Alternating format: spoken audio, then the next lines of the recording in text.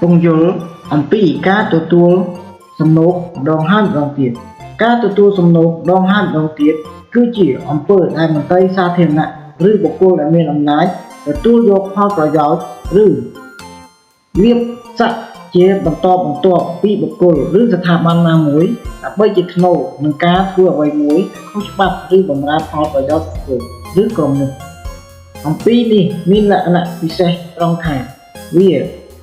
មិនមែនគ្រាន់តែជាការទទួលសំណូកម្ដងហើយម្ដងទៀតនោះទេតែជាការប្រព្រឹត្តទៅជាប្រព័ន្ធនិងមានលក្ខណៈជាទម្លាប់យន្តការនិងផលវិបាកយន្តការនៃការប្រព្រឹត្តការបង្កើតទំនាក់ទំនងជាប្រព័ន្ធមន្ត្រីឬបុគ្គល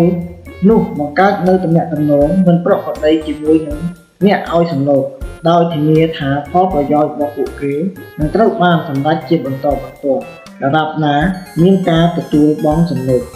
ការគ្រប់គ្រងទៅលើការសម្រេចចិត្តការទទួលសំណូកតែងតែប្រើប្រាស់អំណាចរបស់ខ្លួនដើម្បីកែប្រែឬសម្រេចចិត្តទៅលើករណីផ្សេងៗតាមអំពើចិត្តដែលជួយសម្រួលដល់ផលប្រយោជន៍របស់អ្នកឲ្យសំណូក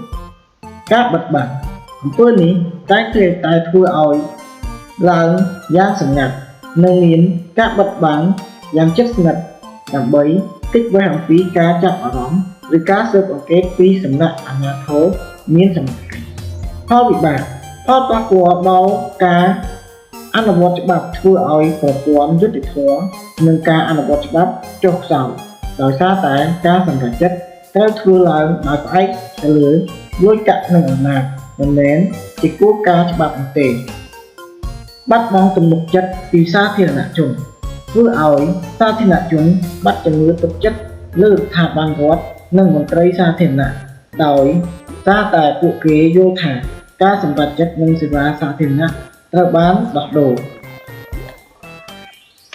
បង្កើតភាពអយុត្តិធម៌សង្គមបង្កើតឲ្យមានគម្លាតសង្គមកាន់តែធំដោយមានអំណាច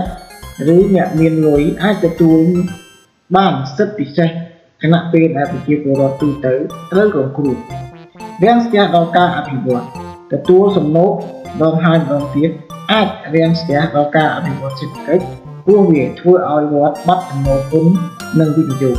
សរុបសេចក្តីមកការទទួលសំណូកម្ដងហើយម្ដងទៀតគឺជាអំពើពុករលួយដ៏ធ្ងន់ធ្ងរដែលមិនត្រឹមតែបំផ្លាញបុគ្គលនោះទេតែថែមទាំងបំផ្លាញសង្គមទាំងមូលផងវាទាមទារនូវការប្រើ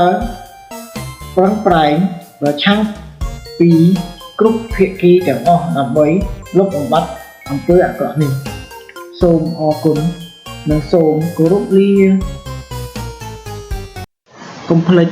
ចុច Subscribe និងដាក់សញ្ញាកណ្ដឹងម្នាក់មួយដើម្បីទទួលបាននូវវីដេអូថ្មីក្រោយៗទៀតសូមអរគុណនិងសូមគោរពលាជួបគ្នានៅវីដេអូក្រោយ